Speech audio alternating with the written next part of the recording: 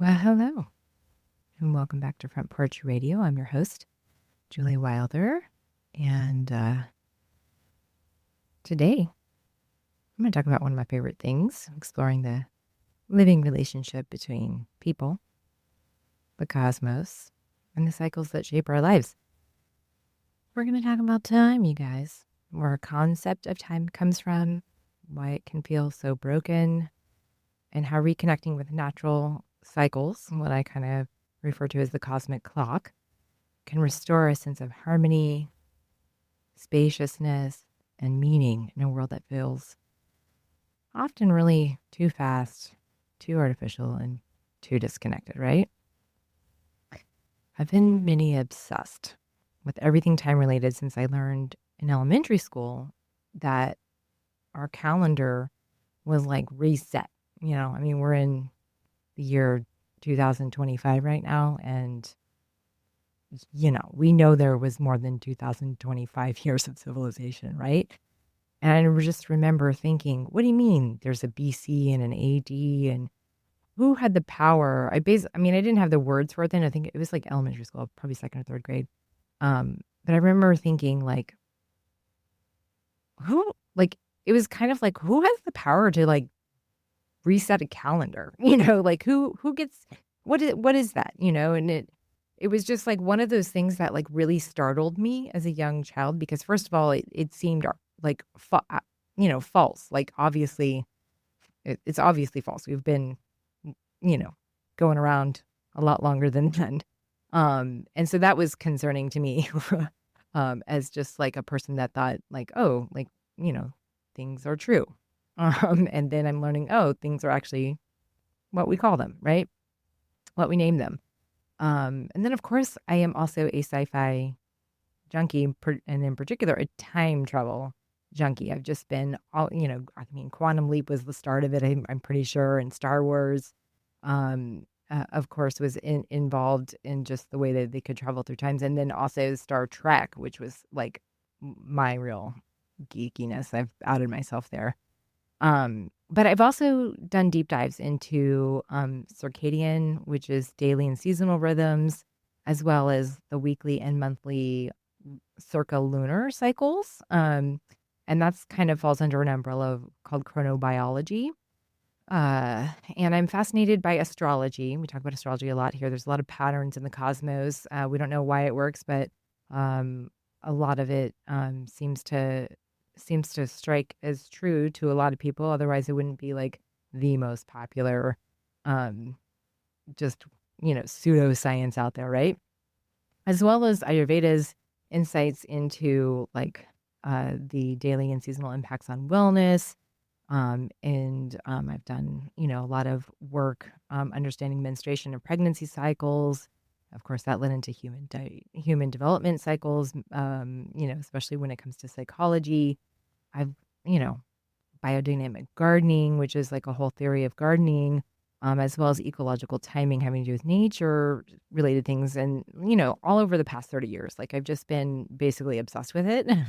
And so I've read a lot of far reaching, um, you know, books and information. I mean, I have like ridiculous like bookshelves that are nobody would read these books, right? Um, and then that ties into productivity and, time is money and wasting time, all of those different things. Like we are like swimming in time related things, but we never look at time itself, right? And that led to me creating like this whole line of calendars, that would help me and other people pay attention to basically Mother Nature, nature's timing. Um, and if you want to take a look at those, spiralspectrum.com, they're pretty cool. I think they were the best-selling calendar on Etsy. Maybe they still are. I don't know. So anyway, settle in. This is a journey, of course, through a little bit of history, some mythology, a little bit of science, some indigenous knowledge, some feminist stuff, and of course, a little bit of cosmic wonder. And if you miss any of it, Front Porch Radio has a Substack. So you can just go on there and look for Front Porch Radio and subscribe. And eventually this podcast will make it onto Substack.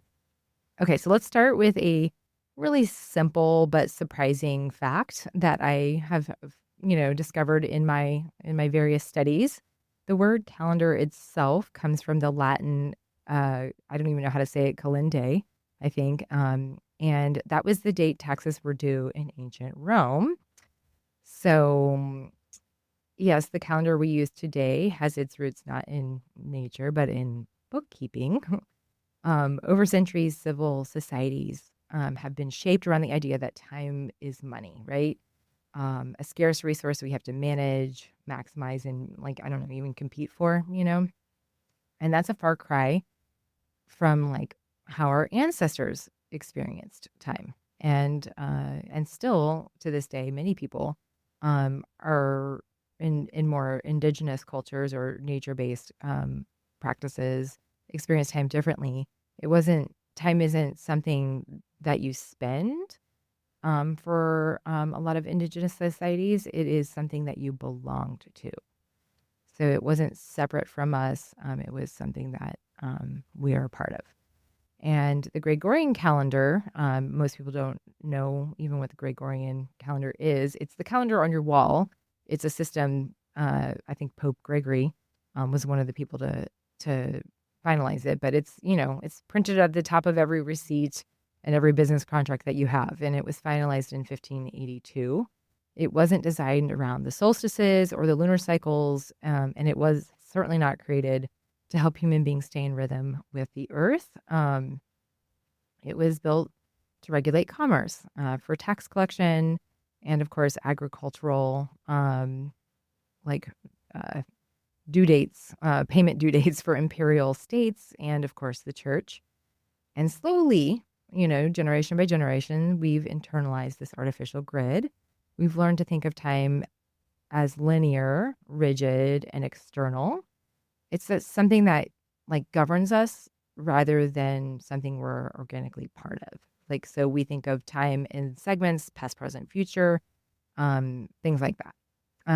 And nobody's going to tell you, except for little old me, that this has consequences. It has cultural consequences, psychological consequences, and physical consequences. And I always kind of say, like, it's like, meant to keep you in line, like the productive, like 9 to 5 work week. It's meant to keep you in line. And more, I think people are a little bit more easily controlled because when you're out of sync with natural time, your inflammation markers go up. And then that makes you a little bit more scattered, and all kinds of things that are not great for us. So I feel like you're more easily controlled when you're just paying attention to like the Gregorian calendar, right? Um, you know, it's a disconnect, right? It's a disconnect from the natural cycles, and the easier it is to disconnect from natural cycles, then you're disconnected from the land, from the animals, from your own body, as well as like understanding, why things are happening around us the way they're happening. And this like is this like idea and concept and theory that's kind of been, you know, handed to us as a reality, is that there's this linear scarcity driven calendar, right? Um, this is the only way to tell time. And it's not the oldest way to tell time. It's certainly perhaps not the wisest or the most human. It is functional in terms of how we work. I'm not saying that it's not a functional system, but I am saying that it's something that we should look to amend by looking at the natural cycles, right? Um, so I guess we can start by looking at what other cultures have understand long before the Gregorian grid existed, right? When you look around the world, across continents and thousands of years, there's a very different understanding of time, one that's relational, cyclical, and alive. It's regenerative. Um, in There's like, we can look at the Andean perspective. So in the Quechua language, I'm sorry if I'm not pronouncing that wrong, the word pacha means both time and space. The concepts are inseparable. So time is a landscape that you move through, not a line that you march along. And the Australian Aboriginal cultures, ancestral time isn't in the past, it's ever present, continuously shaping the land and the people. It's not a metaphor, it's just a completely different relationship. And the Haudenosaunee, which is the accurate name for what you might have learned about the Iroquois Native Americans. They made decisions with an awareness 7 generations forward and 7 generations back. You might have heard about that. So it's a very long-ranging viewpoint as opposed to the immediate gratification that we do in our society, right? And so the Yoruba calendar in West Africa, time flows like a spiral. It's ancestral, it's ecological, it's communal. And like many earth-based or pagan cultures, their festivals don't happen on a fixed date, but when certain natural signs like occur. And these are time systems that, we might have called primitive, but they were precise, they were observational and attuned to like actual reality, like solar cycles, lunar cycles, tides, migrations, flowering seasons, and that's why we have like the wolf moon and strawberry moon and things like that, because it was based on what was, harvesting or what was important at that time. And in all of these cases, time was not something separate from nature. Time was nature. And when you live inside of these rhythms, your life feels very different. The only thing I can if I can bring up a metaphor of like the idea of father time, kind of like up there um, lording over this, past, present, future, and this, linear progression basically to death, right? And then if you look at the model away from father time to shifting to mother nature, mother nature is in and around and infused in all of us. And it's regenerative. It's a regenerative cycle. And it's just absolutely cyclical, and it's woven in. It's not separate from us. So there's no, mother up there lording over. It's not a hierarchy. It's an embodied thing, right? So one of the most profound distortions created by the Gregorian calendar is how it treats women's time. And I think that a lot of times when I'm talking this, it's harder for men to grasp some of these ideas of relational time because they don't have the same biology that we do with our menstrual cycles and pregnancy and things like that. So for women, it's a lot easier to talk about these things because we know what the rhythms are because we have a very obvious rhythm, um, to us. And so um, in the linear time model, the ideal worker, if you will, is always the same. They have the same energy, the same productivity, the same availability day after day. And this neutral worker, it's not neutral at all. It's modeled on male hormonal cycles, which resets every 24 hours. So men do have hormonal cycles, but imagine that it's related to the solar cycle, a daily cycle, right?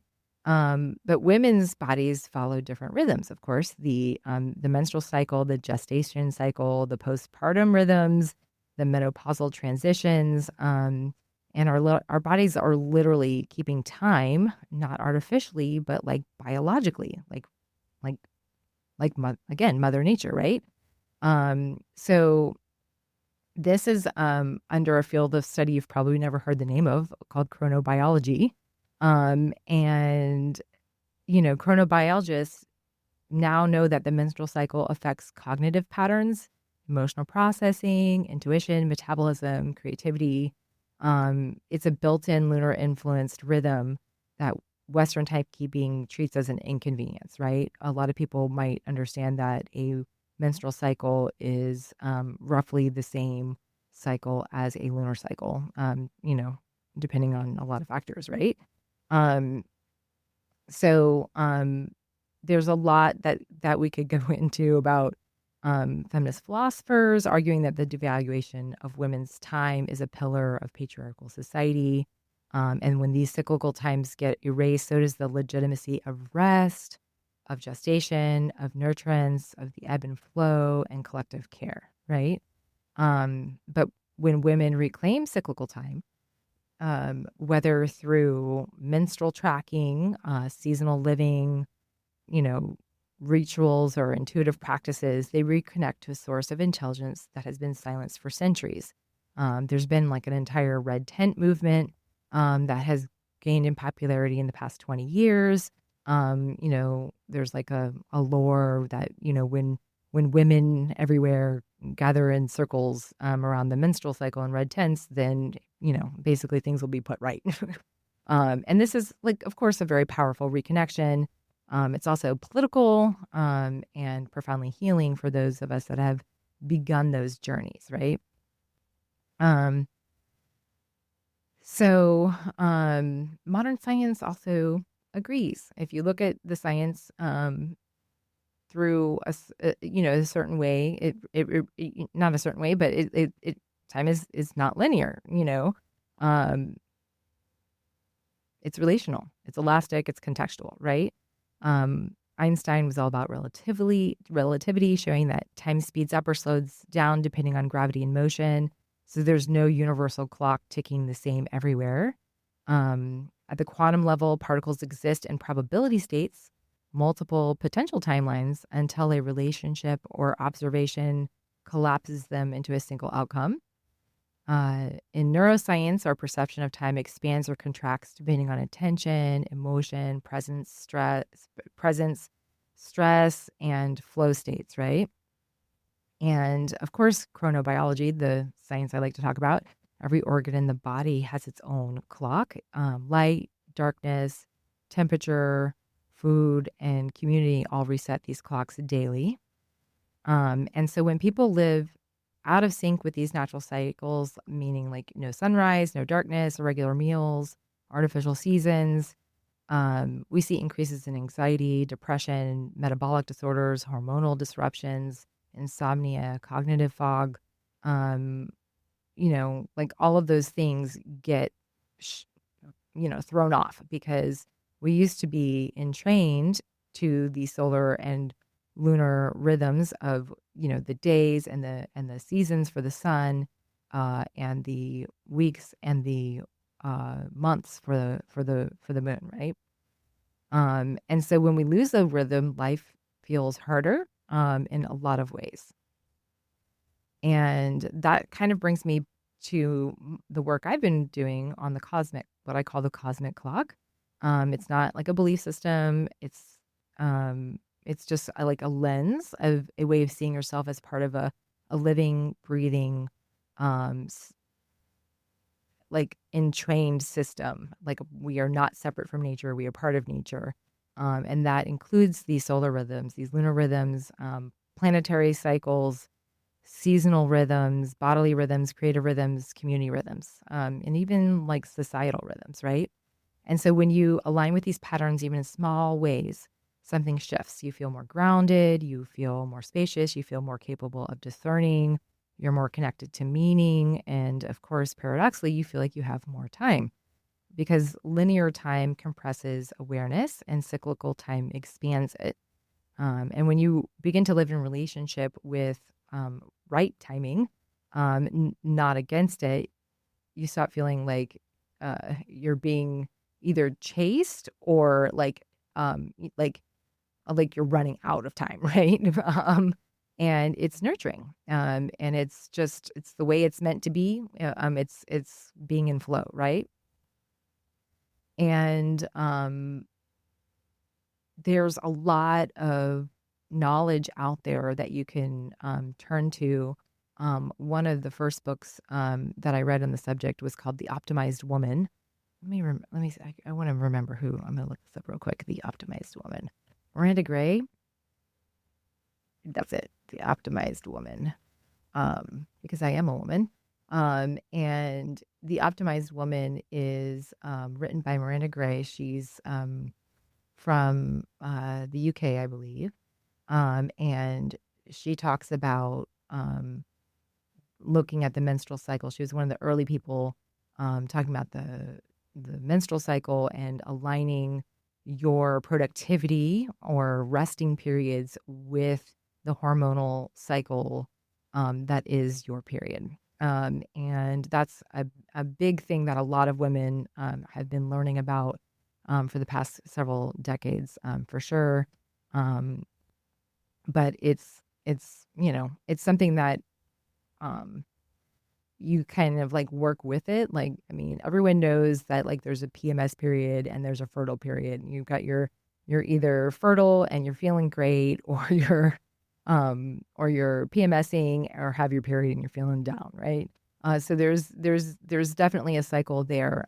But each of the periods, the 4 week periods of a menstrual cycle, the hormones are able to be tracked as such, and you can be like, okay, I'm gonna use this, this week is going to be my most productive week. This other week is going to be my rest week. And I've been very fortunate to not have to work a regular 9 to 5 job. And I have been able to, in my time, like when I like worked from home, I switched a productivity thing from a daily productivity with like, okay, we have a 5 day work week and a 2 day weekend. And I was able to say, okay, well, you know what? I'm going to use these 2 weeks as my like really productive weeks. And then I'm going to use this week as a week for rest and reflection. And then I'm going to use 1 week for play. Right.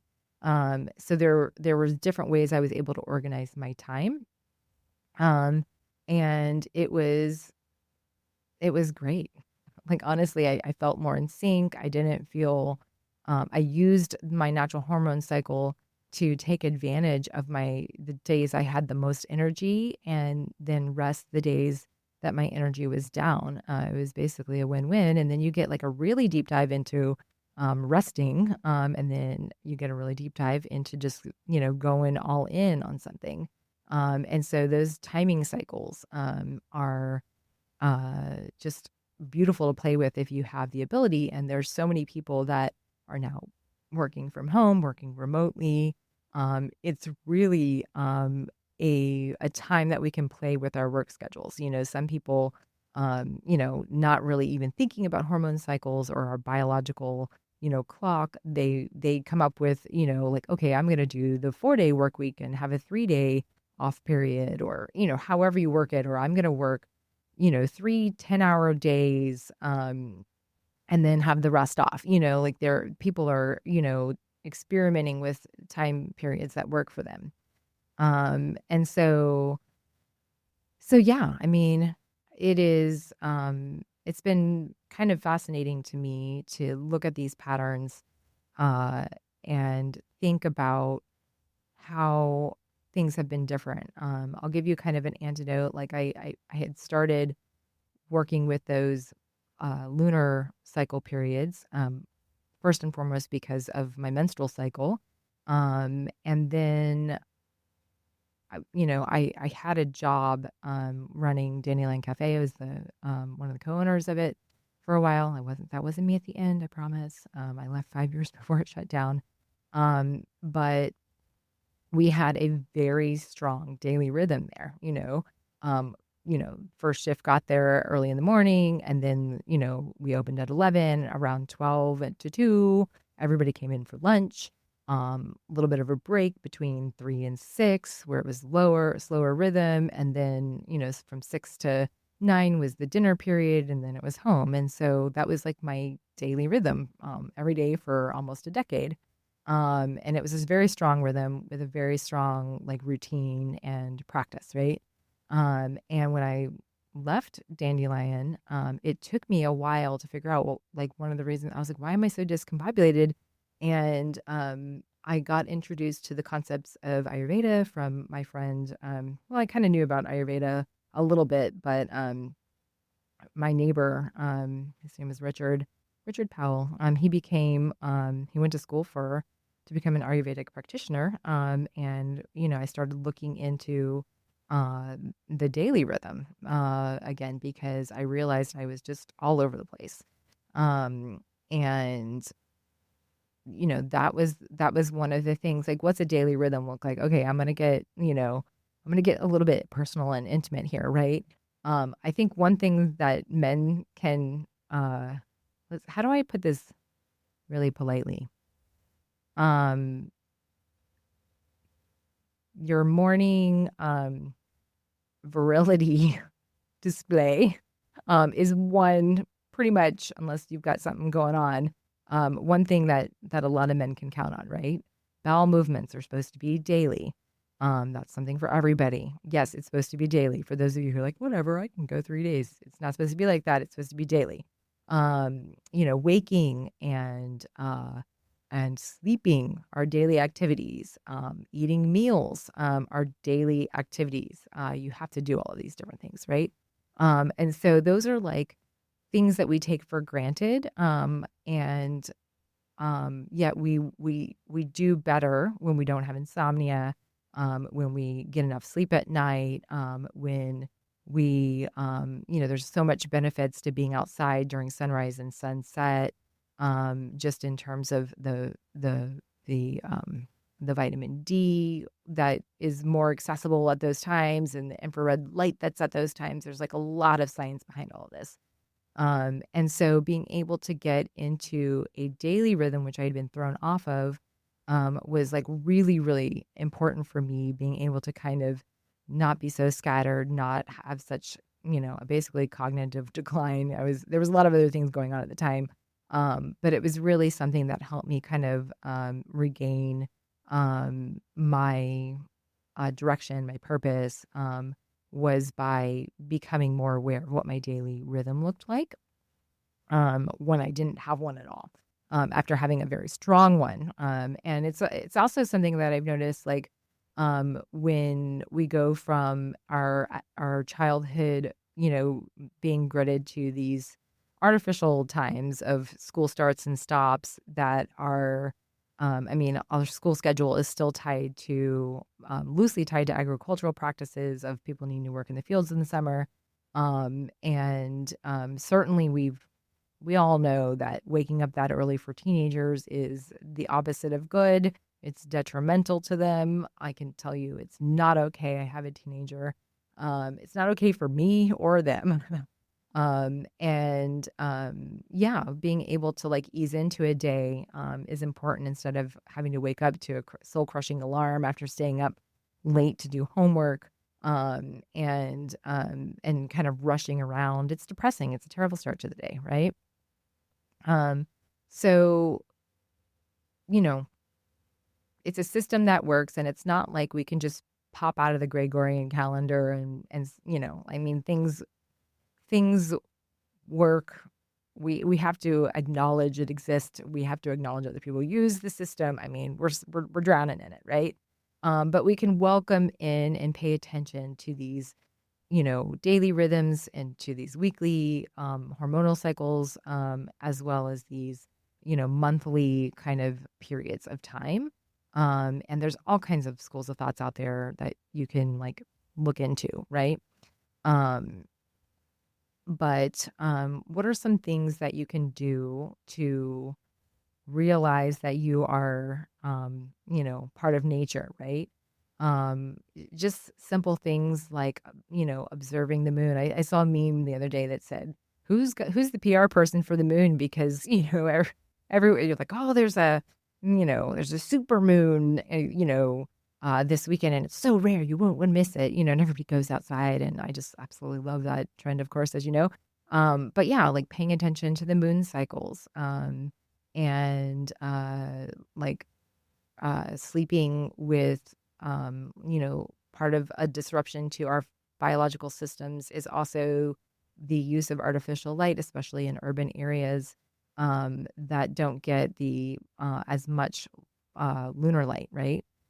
Because there's too much artificial light, and so we aren't seeing like the ebbs and flows from new moon to full moon anymore. But you can at least, open your windows and see if just see how that feels for you. I know at my house I have blinds that are kind of like opaque, but they let the light in. And so that way I can try to wake up more naturally. Not that it works for me. I'm a pretty heavy sleeper, but wake up more naturally with the rising sun, if you will. But it also has a double-edged sword of if you have artificial light outside, now you're having this artificial light, kind of impede on your sleeping. And so I really wish that somebody would have like alarm clocks for blinds so that blinds would open at sunrise automatically. Wouldn't that be cool? I have so many good ideas. If I only had enough time to make everything happen in my life, right? Um, so yeah, paying attention to these, also paying attention to the seasonal cycles, celebrating the solstices and the equinoxes, paying attention to things like time related things like why is there a what is it called when you change the time? Spring forward and spring and fall back. That thing. Like why is that happening?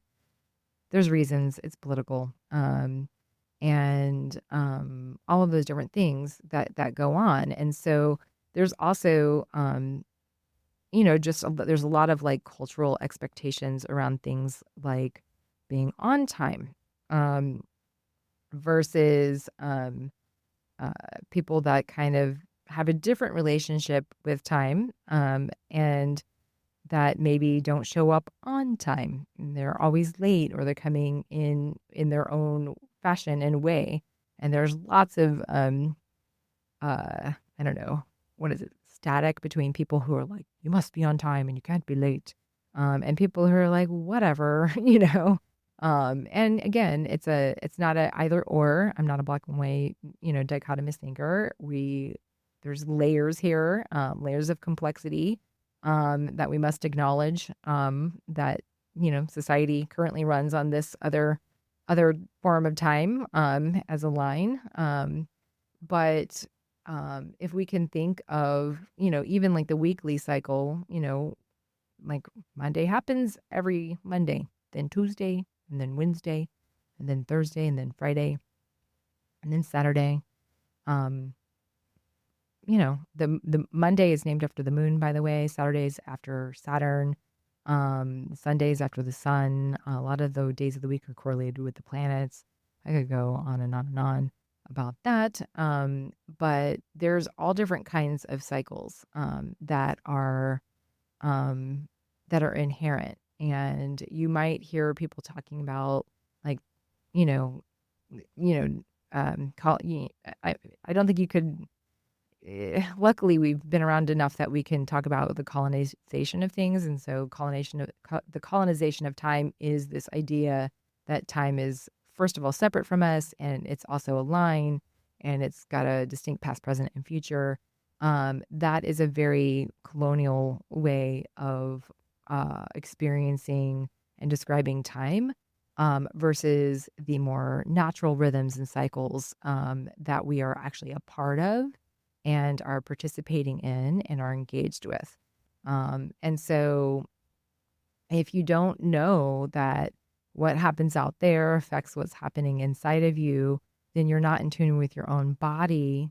And you don't know, when like you might even be like, um, feeling guilty, because you're never on time or, and you can't, correlate with that. I mean, there's a lot going on. I have theories, and when science catches up to these theories, I will be excited to see what it demonstrates. Um, but I think that when we're in rhythm with nature, when we're attuned to, when we're in harmony with, when we are like dancing with nature and its rhythms and cycles, in an aware way, in a conscious way, then it becomes easier to see how disconnected and disruptive and dysregulating a lot of these, time related deadlines are. They kind of go against what is is natural for humans. And it's different for everyone. Like what the humans, what it, like we, an ant has different timing than a human, than I don't know, probably a whale. I don't know. I'm making stuff up, you guys. But I'm not really. I mean, everything has different timing, because we're different sizes and we have different systems in our bodies. And so there's different rhythms, I mean, anything with a really short lifespan, is going to have a very different, rhythm, than, something with a longer lifespan. But there's also things like, if you look at hunting and fishing and more, and of course, gardening, land management, all of those different things, it's based on, the ecological system that we are a part of. They're like certain fish spawn at the full moon, and that's why it's good fishing then. Other fish, not so much. They might spawn at the new moon. And so one of the really interesting things that I like to talk about is that certain parasites that exist. I mean, we're all full of various parasites at any given time, but they get more agitated in our cellular system at, based on the gravitational pull of the moon. This is that. There's science here. And then from there, I take the leap. Well, if certain parasites in our body are more agitated at different times, how does that correlate with, say, our mood or our cognitive abilities, our fogginess, our grumpiness, uh, all of those different things need to be thought about, in order to kind of untether ourselves from this artificial. I call it, it's like artificial time versus like real time. We have artificial sweeteners, which is like man-made. Like that's what it is. It's man-made time. It's literally man-made time, as opposed to, again, Mother Nature, which is very nurturing, right? And so this like idea of artificial time, which again, not saying it's not real because we use the system, but there are other ways. There's just other ways of being, other ways of looking at things. And that's one of the things that I kind of look at, the calendars that I made. I didn't necessarily set out to make calendars that were primarily for an astrology audience. I remember when I was in my early 20s, there was this thing called the ecological calendar. I wonder if they still make it. I'm going to Google it right now. Ecological calendar. Um, hmm, there it is. Let's see if they have one.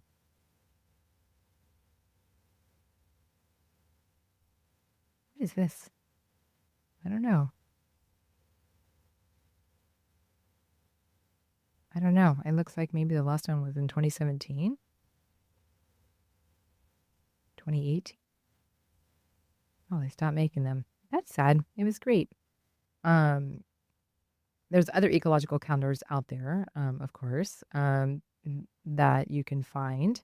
And that was basically the kind of the basis for mine. I made these like 18 by 24 posters. And it has like a wheel of the week in the middle, and then it has the zodiac, which is the monthly cycles, um, which is the solar monthly cycles as opposed to the lunar monthly cycles.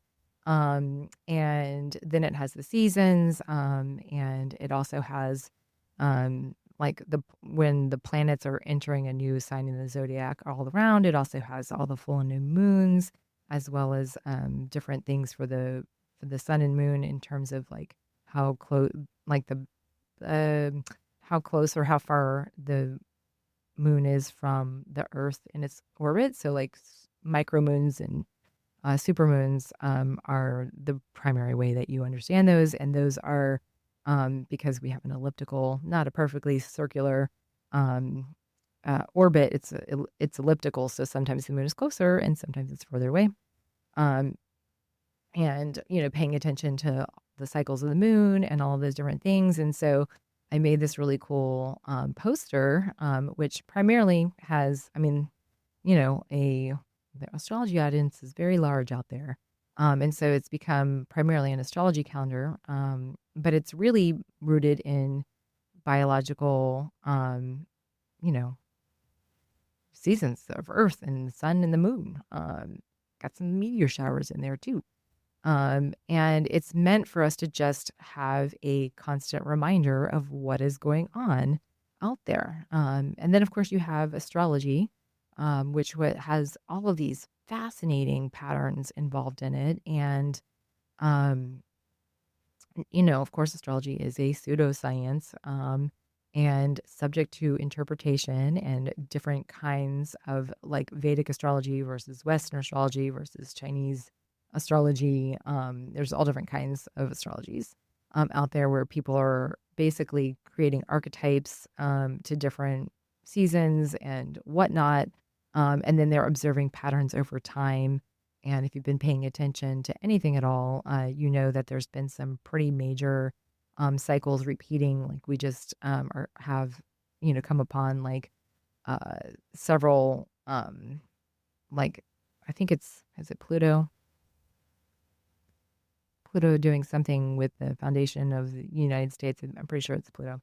Um, anyway, there's really fascinating stuff, and I've always been fascinated by it, by astrology itself, and by the archetypes that are involved, as well as the patterns that are involved. And if you never looked at it, or if you've only looked at things like the horoscope, and you haven't really looked at like the system of astrology and the archetypes and how they work together and all of that, you're probably going to just blow it off. But if you've been actually looking at the data and making the observations in your own life over time, I like to look at astrology through a lens of like what is going on. It's a study of astrology called mundane astrology, and that is looking at like how society is affected by the stars, how politics are affected, how weather patterns are, possibly involved. And not a lot of people in astrology will say this to you, but I think that there's a chronobiological reason that has yet to be discovered, and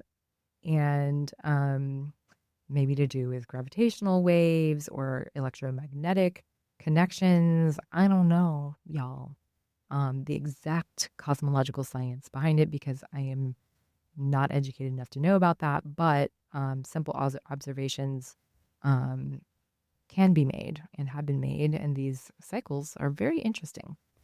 So that's kind of like getting into like the, taking it away from Earth as the center of everything to, oh, okay, there's this greater cosmic cycle going on out there with planets and things like that. So I don't mean to lose anyone there, but anyway, so I can just say that my relationship with myself, the people around me, even the way I run my business, and basically conduct my productivity periods, paying attention to resting periods, even my thoughts about birth and child rearing and death are all tied to my explorations with and my conscious like reconnection with natural time markers. And I'm not going to say it's a perfect thing because man, I cannot wake up in the morning. So I'm still trying to figure that one out. Um, but being, being closer tied to nature and nature seasons, will provide a benefit on your psychology, on your physical body. And it just makes you happier, more confident, more intelligent, because if you're not cloudy minded, um, then you can think things through easier and you're not as emotional. Not to say that you don't have emotion. There's, of course, time and place for emotions, but you know when to expect them, especially if you have a menstrual cycle or you're entering perimenopause or menopause. You understand that, it's not just happening in a vacuum. Like there's an actual biological underpinning with our hormones and, whatever other systems are going on in our body that help us to understand in context that there's an actual reason why we might be more aggressive or testy different times of the day for guys or different times of the month for women based on their hormonal cycles. And so learning all of these things just really helps you kind of take less things at like you're less judgmental. You're like, oh well, where are you at in your cycle, my dear? And you're like, oh yeah, you're not normally this grumpy, um, and yeah, it makes us a little bit more understanding and loving towards one another when we understand these natural cycles, or perhaps if we have somebody that has to like our children going to school and not working with the hormonal the actual biological clock that is required at different ages and different stages of growth for not just children, of course, but for adults as well. I mean, it's just something that we should be paying attention to because it's the realest thing out there. And if only I was in charge of the world, you guys. Anywho, if you're just tuning in, you're listening to Front Porch Radio. I'm Julie Wilder. I read a lot of books. And I am basically a geek about anything having to do with time. And if you want to check out my calendars, it's www.spiralspectrum.com. They're pretty cool. I'm not going to lie to you. There's posters as well as a flip calendar and just simple moon charts for the beginner, for the novice, if you will. But yeah, I hope you've gotten some information out of that, and maybe it can be something that you think about starting the new year, which is right after the solstice, the winter solstice. That's the actual beginning of the solar cycle. It is the day after. Usually the solar cycle falls on the artificial time of December 21st, sometimes the 22nd or 23rd or the 19th or the 18th, depending on what's going on, because the Gregorian grid is not accurate. It is man-made artificial time. And so if you look at the daybreak of the solar cycle, it is right after that. And, our modern day, eh, Christian Christmas holiday is based on these, it was basically like, oh, well, we used to follow these pagan solar, seasonal markers. And that's when the festivals were. And so then they were like, oh, you know what? JC, he was born that day, which we have no idea what day JC was born. But, we're just going to act like it was, in year zero on December 25th, which is arbitrary. But basically, if you think of the archetype of Jesus Christ as the sun, right? And the sun solar cycle, the solar annual year starts on December 21st-ish. And that's when the festivals were. That would be kind of an easy way to, like a hostile takeover of a indigenous celebration. And then you like repackage it and name it as your own, and you take away all the trappings that really are the reason why it was being done. Yeah. Anyhow, it's just one thing after another with empire building folk. One thing after another. But yeah, anyway, I hope that was good. Front Porch Radio, Substack. I'm here. What am I? WPRK 91.5. I'm here Mondays from 4 to 5. Yes, this is the time. It helps me with my weekly rhythm, you guys. I like to keep on a weekly rhythm. It reminds me when things start. And that is great. So, I don't know if I have any more to say about that. I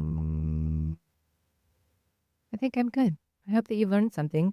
I hope maybe you'll think about getting, a book on seasons or time or Ayurveda, so circadian rhythms, menstrual cycles, wherever the in is for you, it's something that is involved in everything that we do and should be taught in school.